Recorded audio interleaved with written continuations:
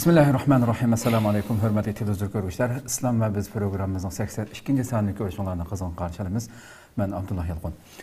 Qadirli görüşmələrimiz həmənə məlum bolğandək biz uzundan buyan bu proqramımızın davam edib kelyapmiz. Rabbimnin iltifatı bilan hər bir müsəlman çoxum bu məsələlərin, yəni öz diniga əlaqədar, məyli həyatındakı barlıq turmuşuğa əlaqədar bolsun yoki bugünkü cemiyetimizde her gün uçurab duruyatqan barlıq tam şu 80-ci qismlik program bugün kelgan bolsa, bunu çoxum bir Müslüman degan şəxs çoxum dinininki ko'rsatmasi bo'yicha, Qur'on hadisning ruhi bo'yicha tushunishi kerak bo'lgan, dalil isbot asosida tushunishi kerak bo'lgan masalalarni ayrim tema qilgan shaklda huzuringizga sunib kelyapmiz. Rabbim ömür bergan muddatcha İnşallah yana devam qilamiz. Bugünkü sanimizda tunugimiz e'lonimizda bergandek intayin muhim bir tema ustida to'xtalganligimiz. Aslida biz 80-ci sondan boshlab islom va demokratiya haqida to'xtalib kelayotgan. İnşallah shuning davomi sifatida buni tafsiliy inchik shaklda tushunib mengashqa harakat qilyapmiz. Bugünkü mavzuimiz islomdagi kengash va demokratiya orasidagi farqlar degan mavzu haqida to'xtalamiz. Adı bilen programımızın daimlik mehmeni hemen tanışıp olan hürmetli ustad, Şarkı Türkistan Ölümalar Birliği azası, şundakla Dünya Müslüman Alimler Birliği azası Abdurrahman Cemal Kaşıgari'ni teklif olduk. Kıymetli vaktini çıkarıp kadem taşıp kılığalık için köpten rahmet etimiz. Rahmet. Allah razı olsun. Kadirli görmelerimiz programımız YouTube ve Facebook kanallarımız arkalık Naq Meydan'da tarixli otudu. Ekran alda çıkıp duruyatkan numarımız şundakla ictimai uçur vasıtırdaki alakı vasıtlarımız arkalık programı alakadar her kandak fikir teklif belişanlarını ümit qilamiz shunaqla ko'plagan qarindoshlarimizni foydalanish uchun ham baharlab qo'yishni ham unutmaysizlar. Unda bo'lsa programmamizni boshlab ketsak, shu 80-ci qismdan davom etib ketyapmiz hurmatli ustoz. Albatta bugun shu islomdagi kengashning mohiyati nima degan savoldan boshlab kirsak. Bismillahirrahmanirrahim. Cenab-ı Allah hem sana Peygamberimizge dua salamlar olsun. Kengash yoki shura deganimiz islomdagi prinsipal masalalarga zidlashtirmagan asosda millat vakillariningki ko'z qarashlarini erkin ifodalashi deganlikdan iborat. Xo'sh. Bu kengashningki ta'rifi. Millat vakillari gerçi bu shura ya kengash bizning shaxsiy hayotimizda, oila hayotimizda, maktab hayotimizda, jamiyat hayotimizda ve devlet hayatımızda bir bütün bir tüzüm, felsefe boğan bolsunmu? Bugün biz to'xtalmoqchi bo'lgan nuqtasi faqat siyosiy ishlarga, siyosiy harakatga yoki davlatni idora qilish munosabatli kengash ya shura haqida to'xtalamiz. Bu boshqa shura doirasiga kirmaymiz. Xo'sh. Millat vakillari bu shura masalasida ijtihod qabul qildigan yoki o'zgarishni qabul qilgan masalalarda o'zining ko'z qarashlarini o'tirib qo'ya oladi. Fikrlarini o'tirib qo'ya oladi. Yangi ko'z qarashlari bo'lib qolsa, uni o'tirib tashlay oladi yoki ijod yarata oladi. Ammo shariatning prinsiplariga, diniy asoslariga va keskin dalil bilan isbotlangan masalalarda kengash qilinmaydi. Bu İslam bilen başka tüzümler arasında dikkat kılışlık halkılık nokta. Qaysi yerda aql yurgizimiz, qaysi yerda aql yurgizmay ilahi vahiyning ko'rsatmasi bo'yicha ma'amiz degan ishga munosabatlik. Millat vakillari islomda halol narsani harom qilolmaydi. Yoki harom narsani halol qilolmaydi. Yoki mushnunga o'xshash bir ishlar maslahatlashili yoki kengashil deganda bunda kengashga qatnasholmaydi.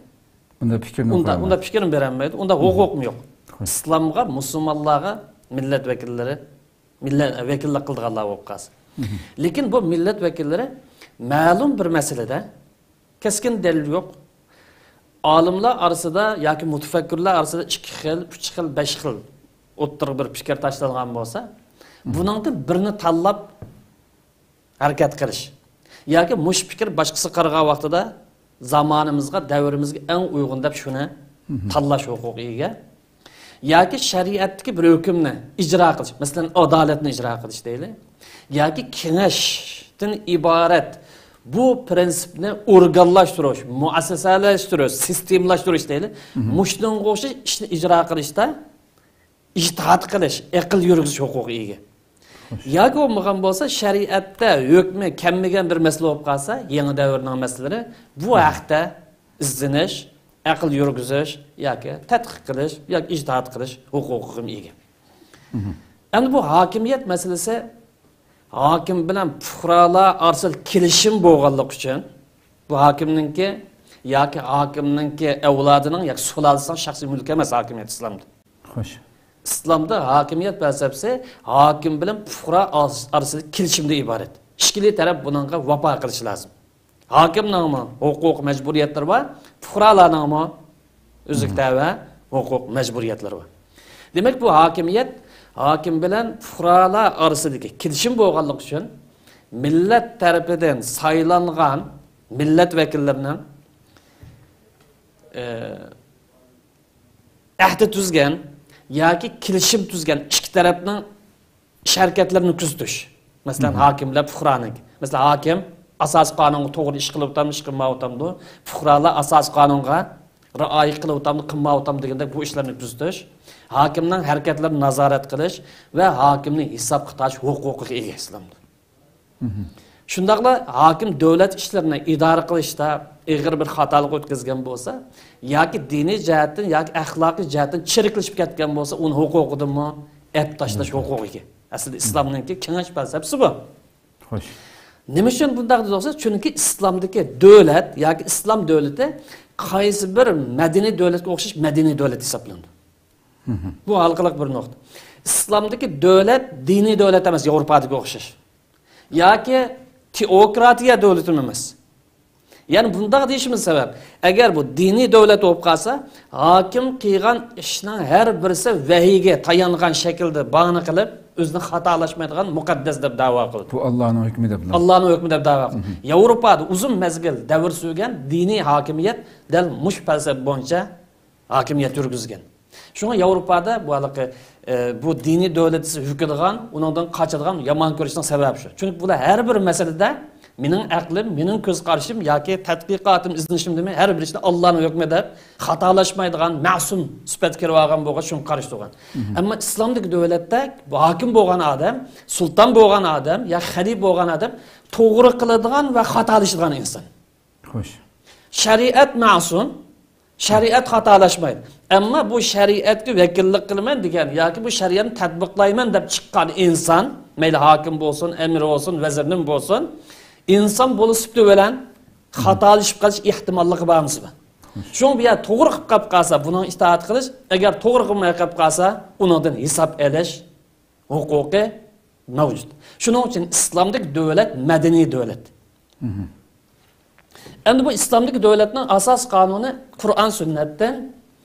Qur'on sunnat asos qonuni aql, tajriba va shariatning maqsadlariga uyg'un bo'lgan foyda manfaat qatorliqlardan tarkib topadi.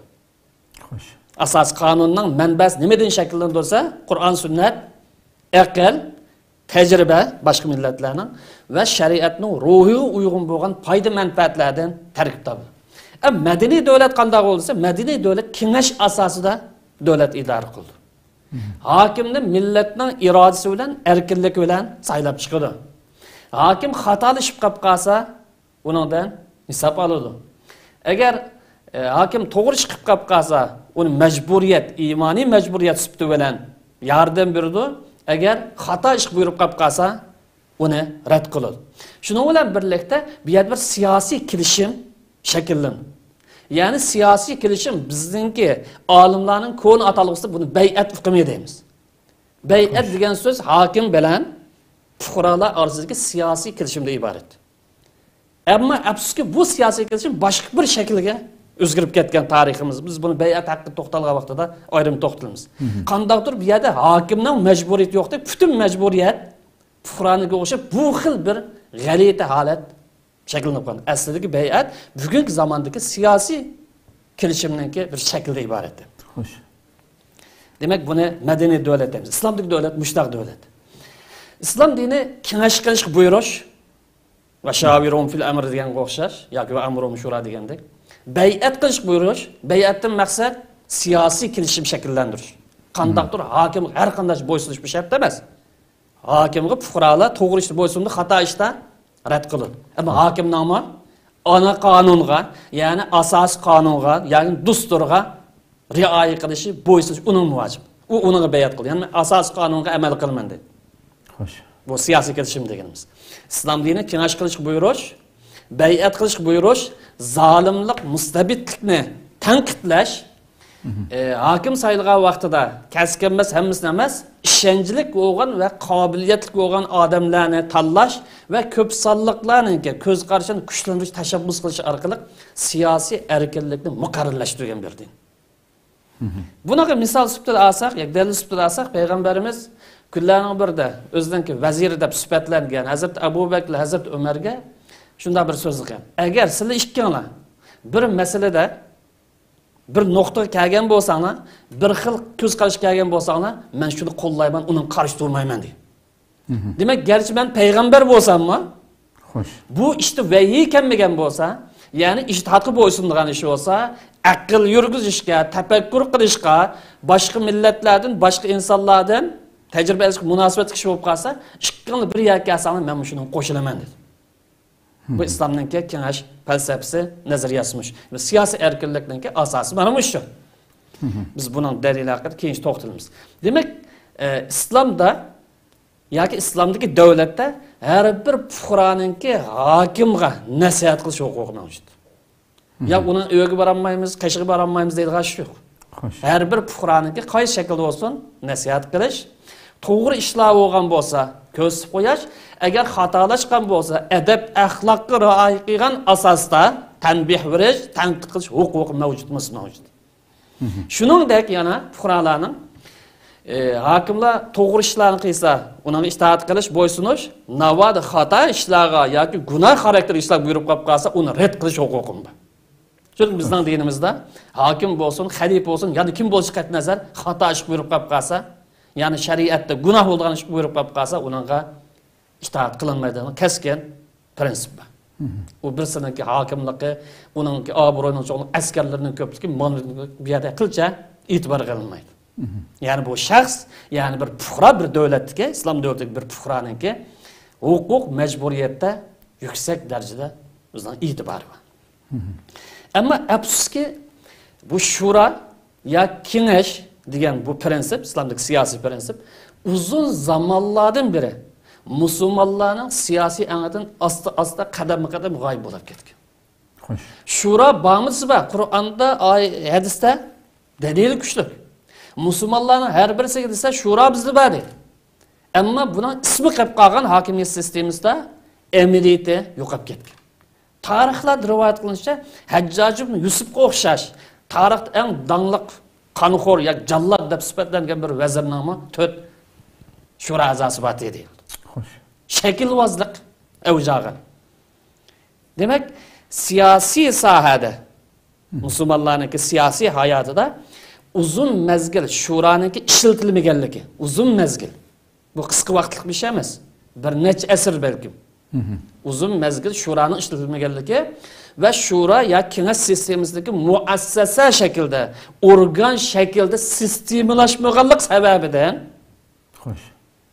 Bu shuroninki ya kengashning obrazi xunuklashib ketgan. Çünkü bir yerde hakimiyet muşta olduğuna o'xshaydi. Davlat mushunda boshqarilgan o'xshaydi deb kishilarning zihniga ashula hukm kelib qolgan. Bu prinsip bavlar yo'q narsa kelib qolgan. Hattoki hakimiyet sistemisdagi shaxslardan sirt ulamolarning orasida, fuqarolarning orasida bu shura degan bir masala haqida fikrimizni bildirib qo'ysak bo'ladigan ishmi yoki bugungi parlamentda elingan qarorga o'xshash kaskin kuchga qarar kuchga ega bo'ladigan masalada talashlar chiqib sabab bo'lgan. Bu o'zining rolini, o'zining qimmatini yo'qotib qo'ygan. Bu mana shuraningki yoki kengashningki mohiyati bundan iborat. Agar biz buni asl mohiyatiga yetib qolsak, bu yuksak darajadagi siyosiy erkinlikka yo'l ochadi. Ko'p rahmat. Endi mashada bu yuqorida so'zlangan islomdagi kengash tuzum masalasi shunchalik cho'ng bir boyligimiz va amaliyotda Söylep ötkininizdek uzun mezgil Müslümanların hayatından yiraklaşıp ketdi dediniz. Bugün mesela biz şu İslam Müslümanlar köp yaşayatkan devletlerge qarsak İslam devleti yok dedik zaten. Parlamentlerge qaraydigan bolsak, parlamentninki keyindeki çoğun meclislerde ve emruhum şura beynehum degan ayetine ait çoğun yazıp koydan. Bir şura kengaş bilen her işini şu yerdeki milletning vekilleri qılıvatqandek görünüş berdi. Bular qanchalik icra qilyotidi amaliyotida masalan. Andikin şu bizning islomninki bu kengash tuzumi bugungi kundagi dunyoda ko'plagan davlatlarda ijro qilinayotgan bu demokratiya tuzumiga qanday qaraydi? Bu demokratiya tuzumi kengash tuzumiga zid kelamdi, nada bir yakildi, nada qarshi keldi. Buni biraz ochgan bo'lsak. Biz ahırdan başlap, hazırki reallik haqiqat to'xtalaylik. Xo'sh. İslam medeniyeti ölen yeni devir, bir iki asır mabeyindeki Garip dünyasındaki siyasi tecrübesi arasında biraz sürkülüş oldu. Yani rekabet buluşu mümkün, ya ki üzere bir tanışış oluşu mümkün, biraz sürkülüş bu. Bu sürkülüş neticesinde bir kançılığın ellerde İslam'daki kengaş prensibi, demokratiyaya kandak qaraydı. Bu İslam'daki kengaş prensibi bu mu insanların hukuku bad etken, fuqaranın mı kanun çıkarış hukuku bad etken, ma'lum sahada fikir bayan kılalaydı dedikken, bunu bilen bu demokratiyanın arasında bir maslaş ahval mevcut emas mı? İkisi bir zid kelemdi ya ki zid kelmemdi. Eğer zid kelmegen bolsa ikisinin arasındaki ortak noktalar qaysi ve ortak bolmagan noktalar qaysi degan bu mesele o'ttirga chiqdi.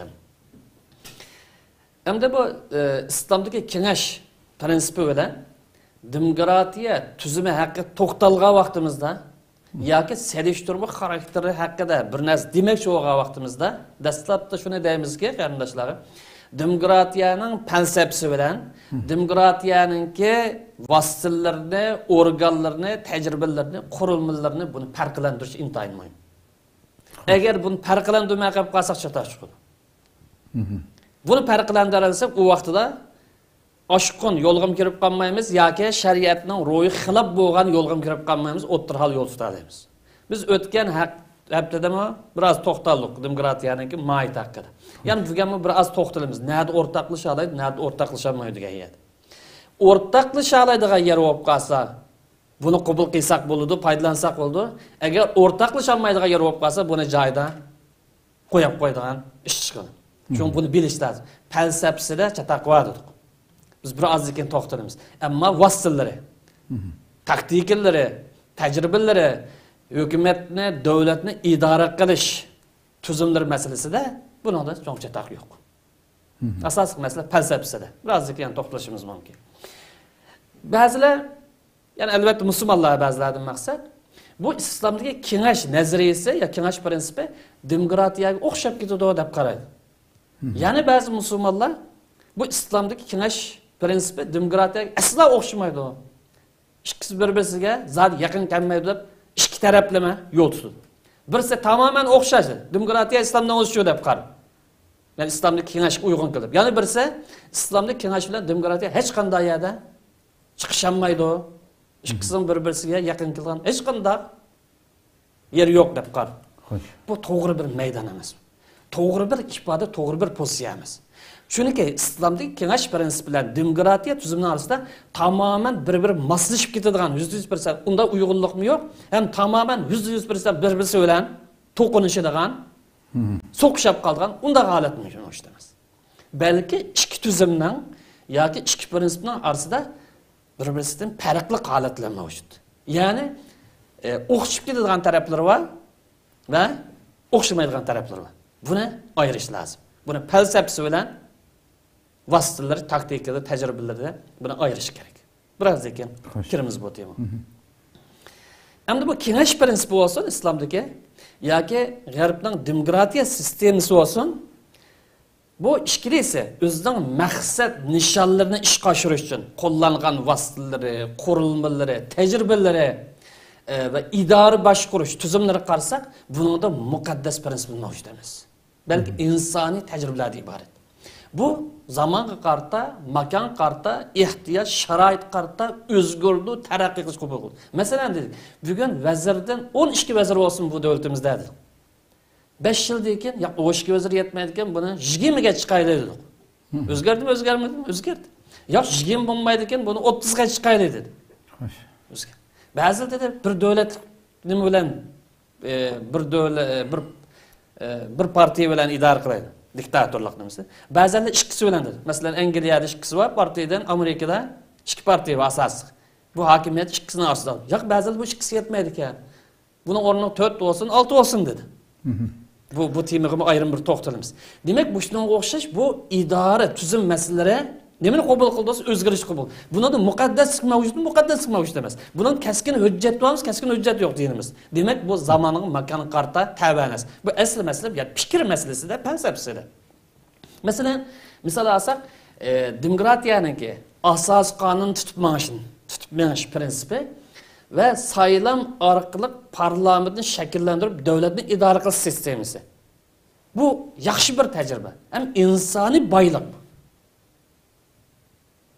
Bu shu tajribasi g'arb ellarniki islomdagi bay'at sistemi yoki bay'at falsafasi va muassasalashish yoki organlashishdan iborat islom madaniyatidagi sistemaga uygun kelamiz. Belki bay'atning va muassasalashidan iborat islom madaniyatidagi taraqqiy qilgan nusxasi deyishga bo'ldi. Bugungi parlament sistemini davlatni qonun asosida idora qilish, bularni asos qonunni hokim bo'lsin, xalifasi bo'lsin, sulton idora har qanday bo'lib qolsa ashuni bo'ysundirish, bu islom madaniyatidagi yoki islomning siyosiy tuzumidagi taraqqiy nusxasi deyishga bo'ldi. Garchi bu parlament sistemi Yevropa ellaridan, g'arb ellaridan kelgan bo'lsa-mu, islomning falsafasiga, sistemasiga uygunmiz, tamoman uygun. Chunki bu idora qilish munosabatli bir masala. Onun ustiga ana qonunni asos qonun. İslamda bağımız asal nima? Chunki musulmon bo'lgan odam asos qonun bo'lgan Qur'on sunnatning ro'yidan chetlab ketolmaydi. Bak. Burunda da musulmonlar tutib keldi. Lekin hokimiyat sistemasi qisman bunga amal qilmaydigan, chetlab ketadigan, xolisa buni qatlab qo'yadigan ahvol mavjud bo'lgan. Ammo musulmonlar buni rioya qilib kelgan. Demek, xulosaga vaqtimizda islomdagi kengash prinsipining demokratiyadan farqlanadigan eng xalqliq nuqtasi, bir qancha farq bo'lsa, eng xalqliq yer nada desa, asos qonun chiqarishga ustunlik manbasi munosabatlik. Islomdagi kengash prinsipi bilan demokratiya orasidagi eng xalqliq farq asos qonun chiqarishga ustunlik manbasi munosabatli. Ya'ni qonun chiqarishda ustunlik nimaga tabi? Masalan, g'arb demokratiyasi qarasak, dastlabdan tartiblar ustunlik aqlga tabi. Qonun chiqarish insonlarning huquqidir. Ko'p sonliqning ovozi bilan chiqadi. Ya'ni ko'p sonliq degani, ya'ni insonga tabi. Xo'sh. G'arb nazariyasi bo'yicha, ya g'arb demokratiyasi bo'yicha asos qonun nimaga asosan tuzib chiqamiz desa, aqlimizga asosan tuzib chiqamiz. Ustunlikni vahiga nisbat bermaydi, balki ular nimaga tabi qildi? Aqlga tabi qildi, insonga tabi qildi. Xo'sh. Ammo islom falsafasida, islomning kengash sistemasida asos qonun tuzib chiqish ustunlik nimaga tabi? Ilohiy vahiga tabi.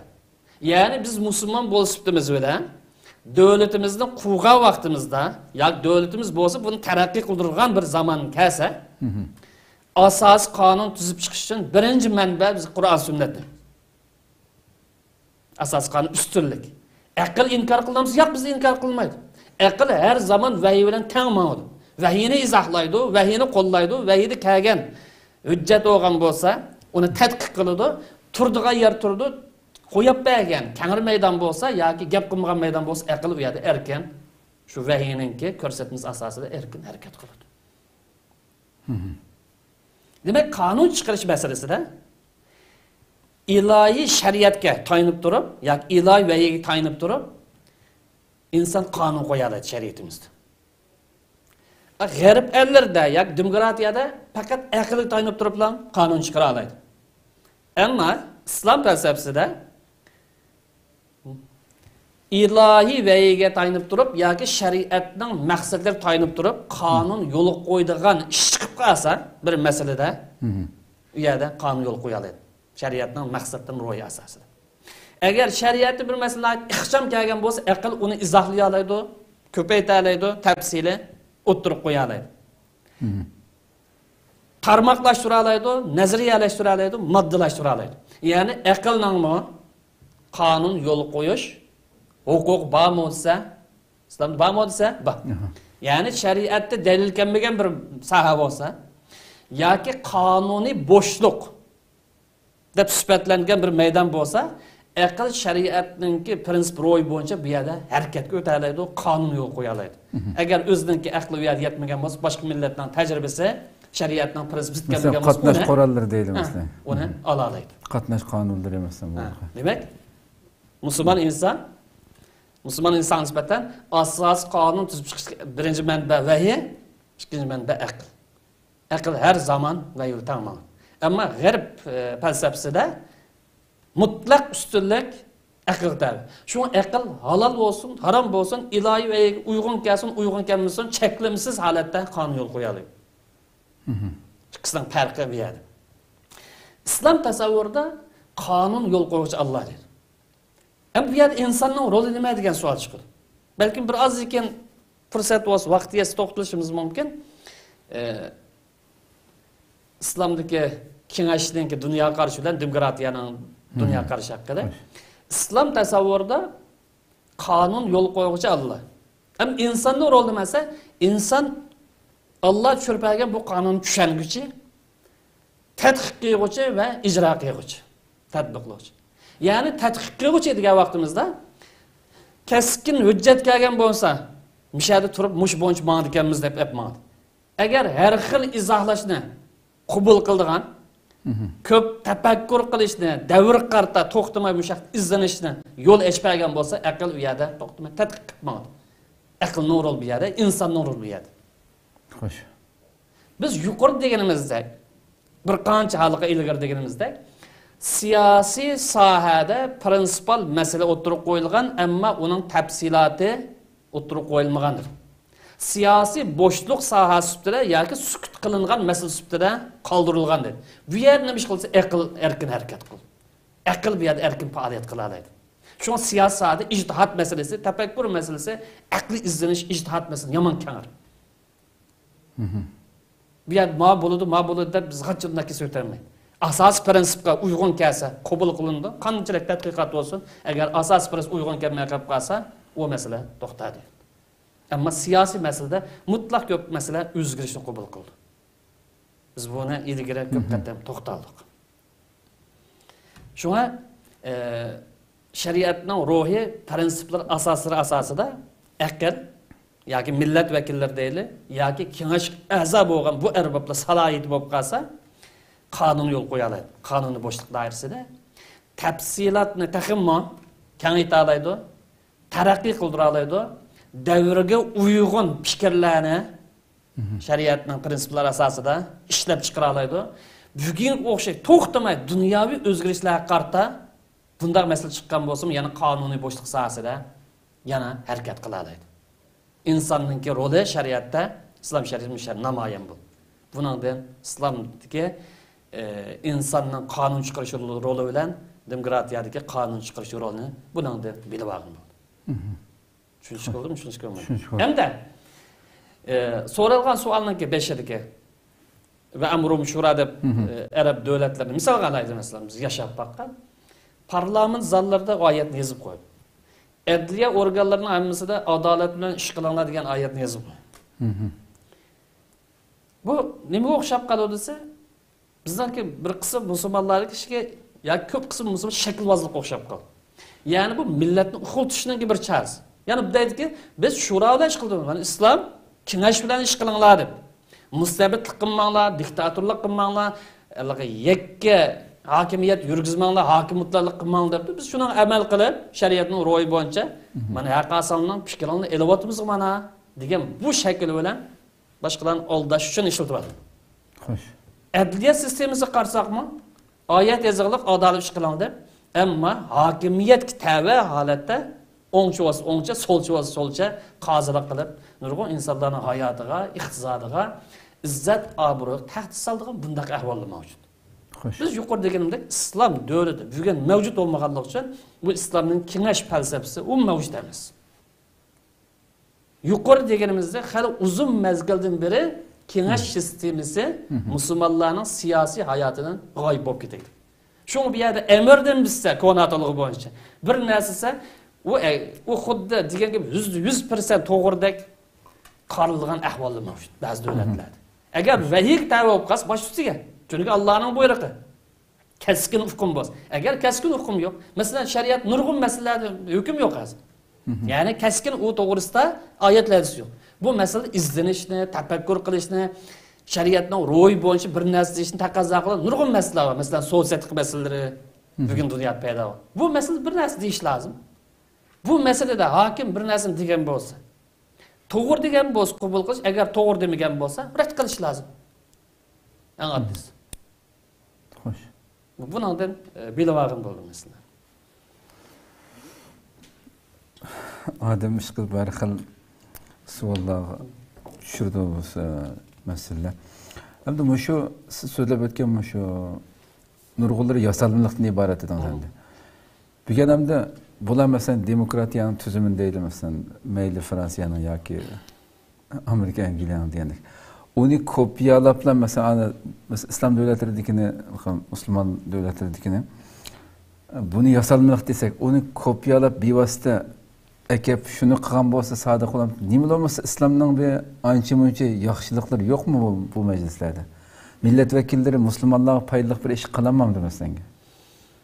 Qandayki o millat vakillari millat tarafidan saylangan bo'lsa, xo'sh, davlatning raisini turg'izish, turg'izmaslik, ya'ni ep tashlash huquqini ega bo'ldi, xatolashib qolsa. Asosiy qonun xiloflik qilsa. Ammo bugungi kunlikda rais bo'lib olgandikilar asosiy qonunni cho'rib tashlab o'tadigan, hatto qonunni g'achchida amaldan qoldirib o'tiblar, o'zining qonun tuzib olgan bunday ahvollar mavjud. Nima bu demokratiya bo'lsin? Agar bugungi odamlar g'arbning shu sistemasini ko'tarib kelgan bo'lsa, idora sistemasini, falsafasini emas. Ya'ni hokimni mundaq saylaymiz, vazirdan manchisi bo'ladi, tashqi ishlar miyada, ichki ishlarning miyada davlatni g'arbning sistemasi bo'yicha boshqaramiz. Ammo falsafasini olmaymiz, buni musulmonlar o'zining aqidasi bo'yicha, shariat bo'yicha yashaydi degan mush narsa aytgan bo'lsa, u vaqtida musulmonlar bu g'arbning sistemasidan demokratik foydalangan bo'ladi. U vaqt u hokim mustabidlik qilolmaydi, xohlagancha musulmonlarni so'lab, izib qilolmaydi. Hozir qarab bo'lsa, masalan, jiq davlatlarningki mesela saylamnımsa qarab qal Arab davlatini. 91% ovozga erishadigan ahvollar. Hatto ba'zi 99 ham chiqib oldi. Amaliyot qilsam amaliyot chiqmaydi. Chunki bular biroz saylam tushaydi desa, saylam tushaydigan kundan tartiblab, uning har taraflama tahdid bilan uni yug'ishtirib. Natijada maydonda birisi ikkisi qoladi. Tushaydigan odamni so'laydi, tutadi yoki o'tiradi. U vaqtda 99 ga o'zining adamini rol oladi. Uni xohlamaydiganlar saylamga qatnashmaydi. Uning qatnashgan odamni ya 20% yoki 30%. Bu qanday bir saylam bo'lsin, ya qanday demokratiya bo'lsin. Enin kaynidan maaş meselesini qalaylik. Arab davlatlariga hokimlarning maaşı g'arb davlatlaridagi dollar bozorida ishlaydiganlarnikidan yuqori. Yani az degan vaqtida 50-60 ming dollardan chiq maaş olishi mumkin oylik. G'arb davlatlariga ba'zi hokimlar qarasa 10 ming dollar yoki 20 ming dollar. Ya'ni fuqaroning maoshidan chiq bir farq etib ketmaydi. Asli islomning nazariyasi shu. Hakim bo'lgan adam boshqalardan qatma-qat undan maaş olsin deydigan gap yo'q. Ammo 1 yil bo'la, 2 yil bo'la ko'pincha Shveysariya bankasi mancha milliard pulni nereden oladi? Nereden keldi bu? Demak, hokimiyat 5-chiqqan vaqtida millatni besbirdigan, izadigan, mustamlika kuchlarga qarta. Xo'sh.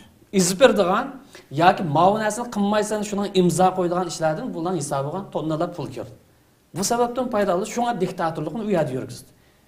Xalqni o'g'an bo'lsa, oyatini u yerga bu yerga hadis yozib qo'yib oldi, ammo amaliyotda u g'arbning demokratiyasi bo'yicha yashamaydi. Masalan, misol qilaylik. Tunisdagi demokratik masalasini qarang. Oxiri berib to'xtamay inqiloblar bilan 2011 da boshlangan bo'lsa, Arab bahori yilda, hozir 2011 yil ichida hozircha hokimiyat sistemasi joy to'xtamaydi. Nima ish to'xtamaydi? U davlat aqlsizlar davlatmi? Yo'q, unday emas. Aqlli insonlar mavjud. Nima uchun normal o'zining holati bilan kambag'al bilan normal tabiqi bilan professor bilan bir oddiy bir hukumat qurib normal o'zining turmushini yashay olmaydi. Nima uchun to'xtamay inqilob bo'lib turadi? Nima uchun to'xtamay 5-6 oy bir qatim hukumat olmishib turdi? Demak, bu yerda bir erkin millat o'zi iroda qilgan bir odamlar bilan hokimiyat yurgizib xolmayotgan istixborot kuchlar yomon ko'p maydonda. Şu bir yer g'alib qilib qolsa, yenidik shuni doğrab chiqadi-da. To'xtamay uni aytishadi. Masalan, Dubay degan imorat. Dunyo istixborotining markazi. Mushu nima ko'pincha yer yuz berayotgan butun xapolar musibatdan kelmasa, ashar pilaldan. Masalan, misol qalaylik. Dollardan taqsim qilinishi, istixborot o'yinning o'ynashi, suiqasdlarning bo'lishi masalan. Bundan qatnashayotgan yana nechisi bor? Shunda başını ko'taradigan zaman 1-2 milliard dollar u pulning manbasi ya u yerdan keldi, yoki Amerikadan, yoki Angliyadan keldi, yoki Fransiyadan keldi. Xo'sh. Balkim bundan so'ng demokrat davlat nima ish qildi? Mush yaqin qadar demokratiya garchi 300 yil boshlangan bo'lsa-mu, oxirisi 19-asrning oxir tiklangan bo'lsa-mu, mustamlakadan qo'l tortgan uzun bo'lmadi bu davlatlarga. Demokratiya bo'lgandan keyin inson huquqi asosida tiklangan bo'lgandan keyin mustamlaka vazifasi oldu. Mesela Mali degan bir davlat misol qilaylik. Necha qatim Fransiya qirg'inchilik, yaqin qadar qirg'inchilik olib boryapti. To'xtamay hokimiyat olmashur. Nima daqs? Burun sumirgisi edi, hozirgacha o'zining g'altisini qo'yib bu yerda ish qilyapti masalan. Tushunishlik bo'la shunda aytdim. Demak, bu yerda bugungi siyosiy manfaatdan bakrak iqtisodiy manfaatli siyosiy qimmat qarashdan g'olib kelayotgan ahvollar mavjud. Şu an Tunus'ta bir yerde şakmadı. Yemen'de bir hakimiyet çıkıp olunca Yemen'de bu haletke ekkep oldu. Mesela bugünkü insan yaşayamaydı haletke.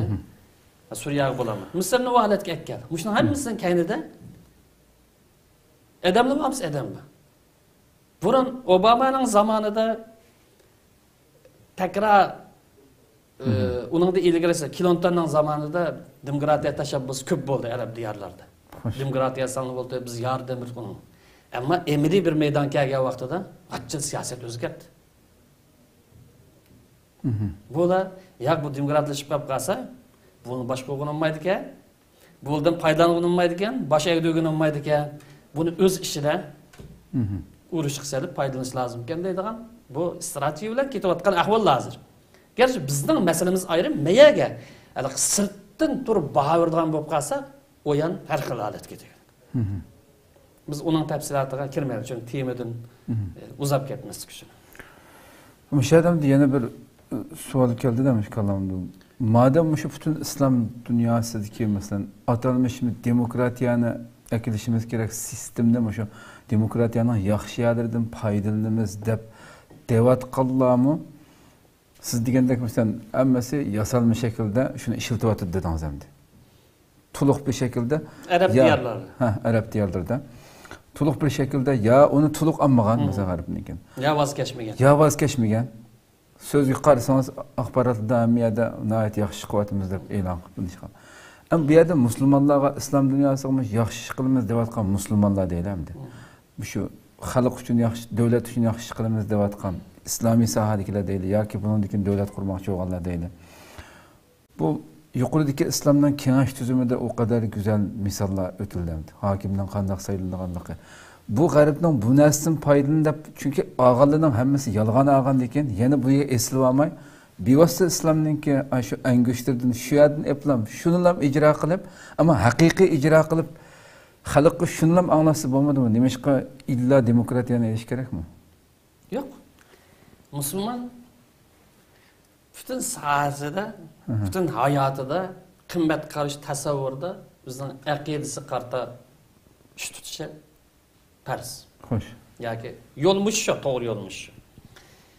Biz islomning ro'yi bo'yicha davlat qura olsak, hokimni to'g'ri bo'lib qolsa, bütün kuchimiz bilan, bütün vujudimiz bilan qo'llaydigan, to'g'ri bo'lmay qolib qolsa, almashtira oladigan hokimiyatni tinch shaklda qon to'kmagan holatda, davlatni, millatni, zaminni vayron qilib o'tmagan holatda hokimni huquq almashtirib oladigan bir sharoit bo'lib qolsa, bu nima degan go'zal. Islomning nazariyasi shu falsafasi. Ammo tatbiqlanish kelgan vaqtida xuddi islomdagi kengash tatbiqlanganday Demokratiyanın tatbiqlanmagan g'alati yerlari bor. Balkim birozdan qisman vaqt to'xtalishimiz mumkin. Endi 20-asrningki 5-i 19-asrning oxiridan tortib islom dunyosi ig'ir darajada bir falokatga duch kelgan. Tarixiy bir az qaytish tegishdi.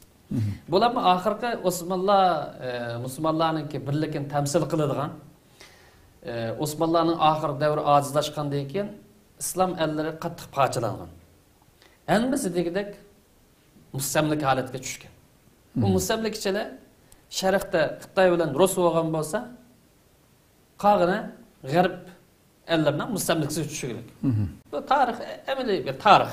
Demokratiyani da'vo qilganmiz, mustamlikada uzun mezgil qirg'inchilik qilgan. Hatto hozirgacha Fransiya bu o'yinni o'ynab o'tadi mesela. Bular harbiy jihatdan chekingan bo'lsa-mu, Arab ellardan, ammo siyosiy jihatdan chekinmaydik. İqtisodiy jihatdan chekinmaydik. Iqtisod tuzum jihatdan. Bular yerlashgan har bir yerda o'zining universitetlarini qurug'liq.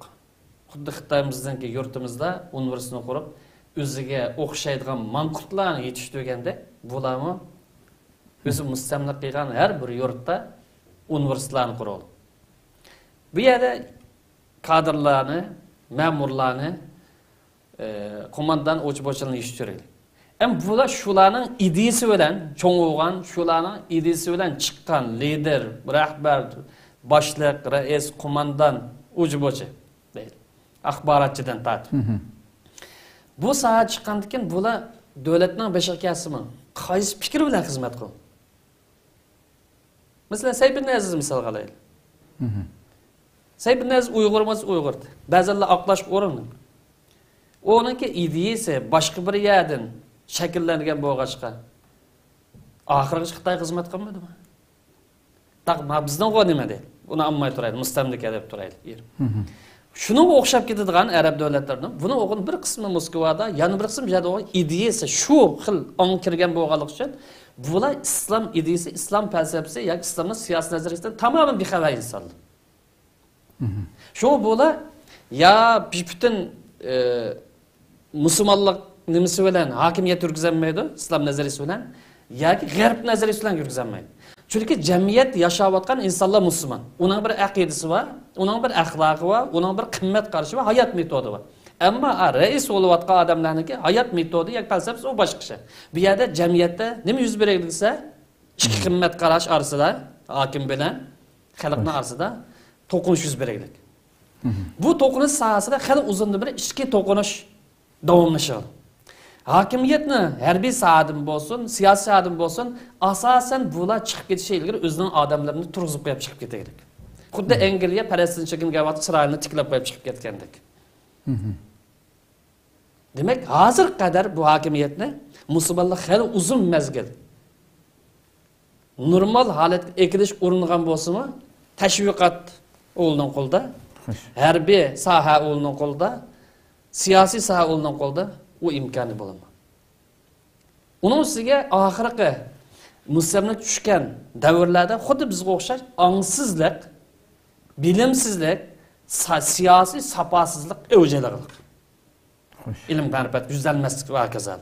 Bu ahvolmi musulmonlarningki o'rnida dast ko'tarishiga, o'rnida dast turishiga to'saloq bo'ladi. Bu sababdan ba'zilar deydi, asli manbasi qaysi? To'g'ri sash. Qanday qaydi? Agar hozir shunday desa bir bo'lik insonlar talab qildi. Hokimiyat sistemasi bunga ma'qul. O'zingizning irodanglar bo'yicha yashanglar. O'zingizning qimmat qarashinglar bo'yicha yashanglar. Hokim o'zing saylanadigan qaysi bir davlatni olishdi. Mesela Suriyani misal qilib boqaylik. 5%, 10% ga tava bo'lgan Alaviy deydigan bir qabila Suriyani qaysi holatga keldi? Misal qaraylik. Xo'sh. Misrni qaysi holatga kelib qo'ydi? Liviyani qaysi holatga kelib qo'ydi Qazzofiyni misal. Demek bu ahiret aqidasi. Buningda biz samim bo'lmag'achqa bular deydiki, bu dunyoda yep og'ir ko'ysam mayli deydigan ko'pingiz. G'arb sistemasida dastlab hokimiyat beshik chiqishi ilgari asosiy qonun bo'lg'achqa chiqqan odam anadan chetnab ketib qolib qolsa, u dil avtomatik tushib ketadigan bir tuzum o'rnashtiriladi. Ammo bulda asosiy qonun sog'lom shakl tuzilmaydi. Shu bir chiqib vaqtni o'lgicha Bir iş olmasa o'lga tushmaydi. Shu qanday holatda uni shakllantiradi. Demak, bu yerda jamiyat musulmonlarning ong saviyasi, siyosiy safhasi yuqori ko'tarilsa, islomning qimmat qilish falsafasini bilsa, boshqalarning oladigan, olmaydigan yani bilsa, o'zining ilm odamlarini kadrni yetishtirsa, endi hosil bo'lgan bir narsa. Agar unda bo'lmay, ma'lum yani bir ozod qil deb qarang. Ammo hokimiyat boshqarilgan, davlat boshqarilgan erboblar, odamlar bo'lmasa, yani kim boshqarib turadi? Yani Sayyid Nazirlar boshqarib turadi, natijada shuni qatorida ketib qoldi. Xo'sh.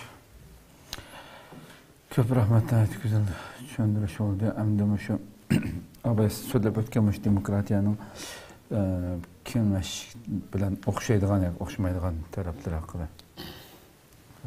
Demokratiyaning dastlab o'xshaydigan, ya'ni islomning kengashi bilan demokratiyaning o'xshaydigan taraflari qaraydi. Xo'sh. Demokratiyaningki kengash ya shura bilan o'xshaydigan tarafi millatning hokim bilan bo'lgan munosabati deb ifodalanadi. Chunki islomda olsun, mayli demokratiyada olsun, millat tarafidan saylangan millat vakillari, hokim tiklab qo'yganlar emas, millat tarafidan saylangan millat vakillari davlat raisini saylash huquqiga ega. Millat vakillari. Ha, millat vakili, davlat raisi. Chunki davlat raisi saylashdan shakli har xil. Ba'zi davlatlar butun fuqarolar balad tashlab saylaydi, ba'zi yerda parlament a'zolari shular saylab chiqadi. Endi islomdagi shuraning sistemasida millat vakillaridimi bular davlatning raisini tanlash huquqiga ega. Ening kendin davlat raisi o'zi tanlagan vazirlarni ma bo'ladigan, ma bo'lmaydigan buningga o'lcham berish, qabul qilish, qabul qilmas u huquqiga ega. Buning huquqi shu qadar kuchli. Bu parlament sistemasida buni qo'llangan davlatlarda mavjudmi? Mavjud. Ama İslam'da o şekilde mevcut. Xo'sh. Shuningdek yana shura a'zolarininki har qanday ahvolda davlat ma'murlarini nazorat qilish, ulardan hisob tortish, zo'r topilib qolib qolsa, ularning huquqini olib tashlash huquqi. Bu demokratiya tarafidan o'xshash, islomninki kengash sistemasiga o'xshash. Amaliyotda samimiy holat bilan tatbiq qilinib qolib qolsa, mushtaq kuchga ega. Men şura temel İslamdaki şuran tatbiqlayman deydigan hokimni birisi bo'lib qolsa, men atog'in asosiy qonun xilop qilib qolsam, tushib ketsam, rozi deydigan bo'lsa, endi tatbiqlayadi. Agar uning niyati mansabda uzun o'tirishi bo'lsa, mancha milliard pul to'plash bo'lib qolsa, yoki biror maqsad qilib qolsa, buni amaldan qoldiradi. Musulmonlarga yuz berayotgan krizis bu. Ya'ni asosiy qonun krizisi. Aytgandiki, kitobni nima qildik? Islom madaniyati asosiy qonun krizisi deganimiz mush. Demek asas kanun bu mesele turg'izilmasa, çatak mishadin chiqadi. Fatih bahanasi bilan, yaxshilik bahanasi bilan, yana bir bahana bilan. Shuningdek, o'xshash tarafi hokimiyatni xalqning rozilik asosiga qurib chiqish. Demokratiyada o'xshash, islomdagi sistemada o'xshash. Islomda qanday bir vaqtda xalqni besib bozaq hokimiyat quring deydigan ashma mavjud emas. Hatto dinimiz deydiki, namozda olsun sizlar rozi bo'lmaydigan odam iymon bo'lish salohiyati yo'q deydi. Xo'sh. Keskin adet. Emirlikte mi şunda? Keskin buyrukları bugün toktanmayız o yani. Buna da bu okşaş. Köpsallıktan köz karışına deş. Demokratiya mı kullandı, İslam'da mı kullandı? Bu İslam'ın siyasi fikri, ictihat, tadqiqat nemesi yaman kağın. Cumhurunun köz karışı, falana akımının köz karışı. İslam'da bağımlısı var bu mesele. Halkların, hakimlerin erkin sayılışı, yani zorlanmasından besim kılmaz. Umumu ortaklık ege. Hesap elish, zo'r topilgan chaqda huquqni olib tashlash, bu yerda o'rtoqlikka ega. Yana bu yerda qonun chiqarish organi, ijro qilish organi, adliya va kuzatish organlarini tamsil qiladigan sistemalarni o'rnatish, yoki organlarni shakllantirish bu yerda o'rtoq. Masalan, qonun chiqarish uchun organni shakllantirish, ijro qiladigan vazirlar, ministrliklarni shakllantirish, adliya munosabatga shakllantirish, hukumatni nazorat qiladigan organ shakllantirish, chiqarsa ba'mudsiz. İslam'dan burunda tatip mevcut musun mevcut. Bunu fakat bir canlandırışqa muhtaç. Şundan yani o'xshash tarafı g'arb davlatlarida huquqni uchga bo'lgan bir ish bor. Masalan, qonun chiqarish organi, ijroiya organi va adliya organi deb. Bu islom madaniyatida yoki islomning kengash sistemasi qabul qilinamiz, qabul qilindi. Albatta qabul qilindi, olqishlandi. Balki ehtiyoj bormiz, ehtiyojim bor. Belki İslam medeniyeti qarsak, buningdan mı afzal bir tecrübe ega. Qanday degan vaqtda, chunki İslam medeniyetida huquq 3 ga emas 4 ga bo'lindi. Masalan, hozirgi mavjud davlat tilida qonun chiqarish organi, ijroiya organi va adliya organi uch bo'lgan bo'lsa, islom falsafasida islom buningdan ortiq yana bir organ bor. Fiqhiy ijtihod organi. Uning desa, tadqiqiy tadqiqot organi. Bu avloddan ayrı. Bu tarafdan agar tatbiq qilinib qolsa, yana bu yerda yana xulos kalam huquqni taqsim qilish, turga ayrishda o'rtaqlik mavjud bo'lsa, islom bilan demokratiya arasida yana bu yerda o'rtaqlik mavjud. Xo'sh. Ham islom dinining ta'limotlarida oxirgi bir nuqta, buni o'xshashlarda islom dinining ta'limotlarida huquqni yoki hokimiyatni qonunliq hokimiyatdan bulab erish, qonunliq hokimiyatdan kuchga tayanib elish qat'iy cheklanadi.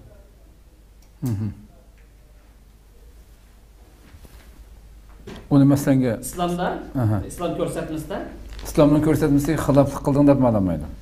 U xiloflik qilgan bo'lsa, asos qonun sifati bilan chiqadidir. Lekin hokim qonunliq millat saydida, xalq saydida rozilik asosligidan. Buni yana birisi bahanadan kuchga tayanib turib, qurolga tayanib turib bulanchilik bilan yoki u bahana bilan eli cho'q egamiz. Qonunliq bo'lgan bo'lsa. Ya'ni o'zining ishini joyida qilayotgan bo'lsa. Xo'sh. Bu tarafga g'arb nazariyasi bilan demokratiyadan o'rtaqlik bo'lsa, o'rtaqlik bor. Shuningdek yana huquqni tinch, bexatar shaklda qo'ldan qo'lga o'tkazib berish va boshqalar o'tkazib berish o'rtaqchiligi bor. Hargizmi islom dini hokim bo'lgan odam umrining oxirigacha qo'ltiqdan tushmay o'zining mixligini deydigan hukm mavjud emas. Balki islom dinida hukm nima deysa, omonat ma'usanga deydi. O'ddisdan chiqargan qadar tu bo'lmiz baka qil deydi. Bu nazariya o'xshashmiz, falsafa o'xshash. Demak, bu nuqtalarda islomning kengash sistemasi bilan demokratiya arasida o'xshashlik, o'rtaqlik mavjud. Bu o'rtaq nuqtalar. Yani o'xshamaydigan nuqtalar yuqoriqilab qo'shimcha demokratiyada xalq vakillari yoki millat vakillari xohlagancha qonun chiqarish huquqiga. Ya'ni bularda cheklimsiz qonun chiqarish huquqi bor. Nima uchun desa, chunki bular aqlga cheksiz huquq bergan. Shuning bularda halol harom falsafasi yo'q. Halol bo'lamdi, harom bo'lib qar yo'q, qonun chiqara oladi. Chunki ularda ilohiy va yonga g'arb falsafasida ya demokratiyada uri yo'q bu sababdan. Ammo islomda qonun chiqarish huquqi Alloh tavba bo'lganligi uchun millat vakillari bo'lgan insonlar bu ilohiy vayiniga, ilohiy vayiga xilof qiladigan doirada qonun yo'l qo'ya olmaydi. Qonun yo'l qo'ysa, buning moslashadigan, uyg'unlashadigan, to'liqlaydigan, tafsiliy taqim izohlaydigan, davrga moslashadigan bu doirada qonun yo'l qo'ya oladi. Ammo qandaqdir shariatning ko'rsatmasiga ilohiy vayiga xilof holatda qonun yo'l qo'ya olmaydi. Mesela haram tamamen yol haram degan bo'lsa, kesin. Buning hech qanday bir bahona bilan, marka bilan, yana biznesi bilan biznes deyanmaydi. G'arb falsafasida qonunshunoslar yoki millat vakillari cheklimsiz huquqqa ega. Nima deb qonun qo'yamiz qo'yaverdi. Ammo islomdagi qonunshunoslar yoki islomdagi millat vakillari qonun yo'l qo'yishda, ijtihod qilishda mutlaq huquqqa egamiz. Bular cheklinma. Yani shariatning prinsiplari uygun kelam deganman deb. Uygun kelam. Uygun kelsa yo'l qo'y, uygun kelmasa to'xta deydigan bir cheklinma bu yerda. Xo'sh. Bular bu yerda aqida sohasida, ideya sohasidan chettab ketsan bo'lmaydi. Ammo hukumatni va davlatning ma'murlarini, ularning faoliyatlarini erkin xo'sh, tanqid qilish, tuzitish, ogohlantirish, u vaqtda faoliyat yurgizish huquqiga ega. Demak, xulosaga vaqtimizda shura bilan demokratiya arasida farqni bir jumlaga xulosaligim bo'ldi. Bu bo'lgan bo'lsa-mu, demokratiya sistemasi osmon bilan zaminning orasini tamoman ayiradi. Ya'ni ilohiy vahiy bilan aqlning munosib tamoman uzadi. Ya'ni ular deydiki, demokratiyada ilohiy vahiyga, dinga o'rin yo'q deydi. Bu prinsip asosi. Shu bu aqlga yuksak darajada cheklimsiz huquqni berganligi uchun siyosatga dinni aralashtirish bo'lmaydi deydi. Siyosatga axloqni aralashtirish bo'lmaydi deydi. Bu falsafaning chiqish manbasi bu yerdan kelib chiqadi. Xo'sh. Taqayir. Ammo islomda siyosat aqidadan ayrılmaydı. Siyasat axloqdan ayrılmaydı. Siyasat ilahi vahiyden ayrılmaydı. Şu hakim bo'lgan adam islomda Bu aqidasi va, kimligi va, qimmat qarashi va bir millatga, xalqqa hokim bo'lganlik uchun bu millatning aqidasi, qimmat qarashi rioya qilish lozim. Rioya qilishdan sirt bu millatning qimmat qarashini mudofaa qilish lozim, qo'g'dish lozim degan bu falsafasi qurildi. Ikkisining orasidagi farq. Xulosaga vaqtimiz yana bir islom bilan g'arb demokratiyasi orasida farq, manba farqlandi. Chunki islomdagi qonunning manbasi birinchi qilib Qur'on, sunnat, vahiy, aql, tajriba va shariat uyg'un bo'lgan foyda manfaatlar qatorliqlar. Ammo g'arbnikida vahiy o'rin yo'q, aql va tajriba va foyda manfaat va shariat vahiydan xoli bo'lgan foydali bo'lib qolsa mishni qilaveradigan manba farqlandi. Endi maqsaddan farqlandi. Masalan, maqsad nima deb iborat? Ular dediki, inson bu dunyoda xotirjam yassi bo'ldi tug dedi maqsad. G'arb demokratiyasining falsafasida insonning bu dunyosi yaxshi o'ssa, farovon o'ssa bo'ldi. Ammo islomning falsafasida inson bu dunyodan farovon o'ssin, bu dunyodan xotirjam o'ssin, bu dunyoda erkin, adolat ko'rsin, oxirat qilgan vaqtida do'zaxga yeb ketmay, u yerdami baxtli yassin deydigan bu falsafasi qurilgan maqsad ustida. Ya'ni islomda tavhiddan ayrilmaydi. Tavhid insonni insondek yoshitish va dunyoni yoki vatanni gullantirish xulosalgan vaqtida. Boshqa shariatning maqsadi bu falsafasi qurildi.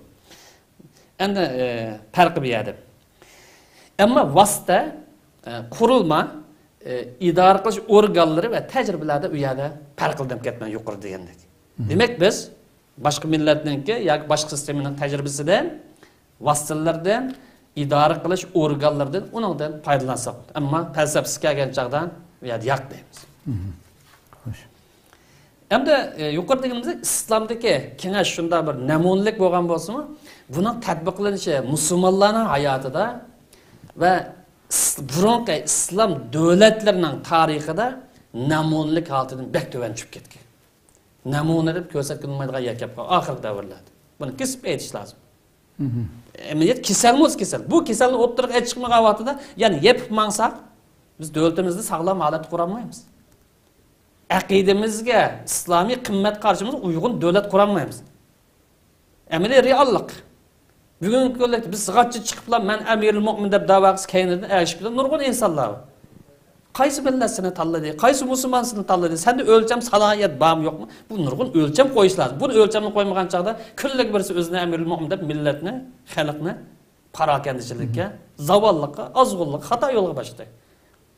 Şun keselni kesel deb buni aniq ifodalash lozim. Demak, uzundan beri kengash ruhi, namuna ruhidan chiqib ketgan.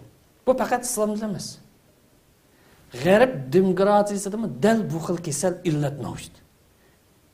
Eng azından 20-asrda demokratiyaningki yuqori pallasi deb qaralgan bu zamonlardami nima ahvol yuz bersin? Irqiy kamsizlik mavjud demokratiyalarda. Bir millat o'zini boshqa millatdan ustun deb qaraydigan bu shakldagi millatchilik mavjud, barobarlik nazariyasi mavjud emas bu yerda. Mustamlikchilik mavjud, demokratiya deb turib, bugungi qadar mavjud, misolni biroz berdim. Faşizmlik mavjud. Hatta demokratiya deb atalgan diyorlarda dunyoda yuz bergan eng cho'ng chiqqan dunyo urushi maydon qilib, unimi bu demokratiya to'sab qolanmoqda. Demak, bundan nima tushunilsa, bir sistema yoki bir masalaninki yoki bir ko'z qarashdan namunalik holati bilan uning tatbiqlanish holatini buni ayirish lozim. Gerçi islomdagi shura, kengash shunchalar go'zal bir holat bo'lsa-mu, inson rohat bag'ishlaydigan mushundaq davlat sistemi qursak bo'ladigan degan namun bo'lsa-mu, lekin tatbiqlanish u ayrim bir masala. Prensip o'zgarmaydi. Her zaman va shavirun fil amr degan bu oyat qiyomat kuniga qadar o'zgarmaydi. Qanday hokimiyat chiqsa amal qilish farz. Ammo tatbiqlanish kelgan chog'da qancha % amal qilindi, qancha % uning ro'yi uyg'un bo'ldi, u ayrim bir masala. Shunga bu yerda nazariya bilan tatbiqotni ikkini ayirish lozim. Shunga islomdagi mush kengash ro'yi bo'lsa, g'atchilik bizning davlatimiz bugungi dunyoda eng ilg'or davlat bo'ldi. Bu islomdagi kengash siyri xarakterlik shariat deb uni deyolmaymiz. Tatbiqlaydigan adam joyida emasmi? Oshning amal qiladigan adam qanchalik buni qarash lozim. Shuningdek, ba'zida deydi ki, bu demokratiya sistemimiz g'atchilik kelsa, bizning masalamiz Yevropa ellarida taraqqiy qilgan, paravan bo'lgan, gullangan, yo'llar ratlangan, hamma ham metro bo'lib ketgan, bunda bir davlat bo'lib ketgan. Bu siyr xarakterlik ochqish deb unda u maqat. Nima uchun Yevropadagisi to'g'ri tatbiq qilgan o'zining nazariyasini ishlar joyida mangda, ammo bu sistemamiz arab davlatlar soxtalik bilan, yasalmalik bilan tatbiqlabdi.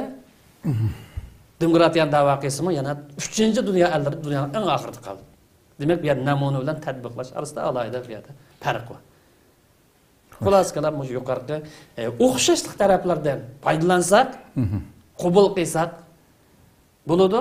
Agar o'xshamaydigan taraflardan bizning qimmat qarashimiz zid qilgan taraflarni uningdan saqlansak bo'ladi. Saqlanmay qolsak, og'ir darajada gunohkor bo'lamiz, hatto aqidamizdan chataq chiqish mumkin. Ko'p rahmat, Alloh razı olsun. Programımızın vaqti to'shib qoldi. Asli yana bir savolimiz bor demasam, bu islomdagi kengash demokratiyaningki dunyo qarshi haqida inshaalloh oldimizga hafta davomlashtiramiz. İnşallah oxirlashtirsak vaqtimiz shu qoldi. Qadrli ko'ruvchilarimiz, shuna qilib 82-sonimiz inshaalloh oxirlashdi. Haqiqatan nihoyatda chunqur izlanishimiz kerak. Bu shu degan so'zlangan va buning oldida so'zlangan darslarimizga aloqador agar material ko'makchi bo'lsanglar, Sharq Turkiston ulamolar birligi tarafidan nashirat besib chiqqan islomdagi hukmdorlik tuzumining asoslari degan kitobni ko'rishinglarni tavsiya qilamiz. Bu islom dunyosida tanilgan mutafakkur olim Doktor Abdulkerim Bekkar'ның kitabı Uyghur tili şekilde sunuldu. Bunun da şu meselelerine ait tefsiri içip berilgan nurg'un tushunchalarga ega bo'lishinglarga ishonamiz.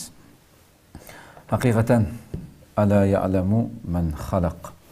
Yaratquchi zot Alloh subhanahu va taolo aslida har bir bizni insonni yaratib, bu dunyoni, bu koinotni gullantirish uchun xalif qilib o'ziniki bizni yaratgan bu Allah subhanahu wa ta'ala'nın kainattaki kanuniyetini bilsek, şu mayli İslam'daki kengash tuzum bo'lsin, şu nurg'ulg'an bilgan aqlimizni faqatlam aqlga, hamma kuchni shuningga huquq, hamma narsani bergan kishilarmi amaliyotda bu İslam'ning bu buyuk buluqininki İslam'ning asli maqsadini bilgan bo'lsa, İslam chiqargan hech bir hukm, qonun hech qaysi aslida shular deyotgan aqlga zid, u aql ko'tarilmaydigan bir hukm chiqarmaydi, dunyoga uni operat qilmaydi. Hammasi chunki yaratquchi zot bilmamdi deb Alloh oyati deydi. Bizni yaratgan, mushu koinotni yaratgan Alloh aslida bu koinot uchun, bizlar uchun eng dunyo va oxiratligimiz uchun eng yaxshining nima ekanligini eng yaxshi biluvchi zot o'ti.